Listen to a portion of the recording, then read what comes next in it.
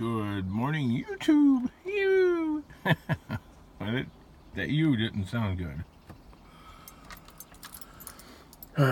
That's because I only got 3 hours of sleep, and you can probably hear it in my voice.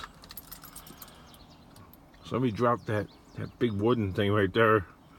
That's a train set. Somebody just dropped it off at my house. It's like I came here and it just showed up right there. I was like, okay, this is not the drop-off place for your garbage. So, you know, scrapping yesterday, I just got frustrated with the way people are acting. Oh, kingdom, you poor baby. No, it's really hot out and it's really sticky. And it's not only people that are acting crazy. Look at it. They put the freaking laundry on the freaking couch. And you can see it in the window. Just take it out of the washing machine and the dryer or whatever and fold it up, and then they just like leave it on the couch. So anyway, yeah, long story longer, I started getting frustrated because I'm like, I gotta stop driving, man. The people are acting crazy. I commented to a couple of commenters, man, yesterday was nuts. I almost ran over a 4-year-old riding a bicycle, and he was egged on by 2 older children to ride his bike straight out into the street in between 2 parked cars. And yeah, the 2 other kids were laughing, and they're like, I don't know, 8 or 10 years old. And the little 4-year-old is out in the middle of the street on one of those little tyke bikes that doesn't have training wheels. And they're all laughing, even the little guy. Ha ha ha! You know, it's a good thing that I don't speed. I'm going like I was going maybe like 10 miles an hour down the street at the most. And had I been going the speed limit, which is 25 or 30 in that residential zone, for sure I would have hit the kid, killed him. And it wasn't just kids, it was adults driving like crazy, guys on Harleys like driving like mad. There's this one guy. The only way to avoid this Harley Davidson that was coming around the corner was for me to drive across the neighbor's front lawn. With a scrap truck filled with scrap, I drove across somebody's grass. But, you know, the grass will grow back. There's like a skid mark on the grass. Who cares? Well, I just kept that going. The guy like stopped his Harley and you could hear him swearing. Like, dude, it's your fault. I know there's this big campaign about start seeing motorcycles. Well, really, start seeing a motorcycle the last freaking second as it's coming around the corner at like full throttle. You know, it was a 20-mile-an-hour zone, and this guy's gotta be going at least 50. Okay, and then there's like even pets. You know, dogs and stuff like that. I almost ran over like at least 3 different dogs, and like this one little Chihuahua that was like just wandering, like it was dazed and confused. I'm like, I thought it was a rabbit at first, but you know, even it being a wild animal like a rabbit, you know, if I have a chance to slow down, I will slow down. I'm not gonna slam on my brakes.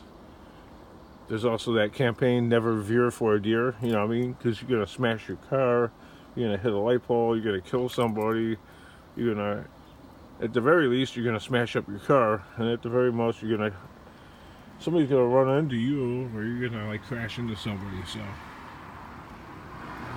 for animals, I'm sorry they get less consideration than humans.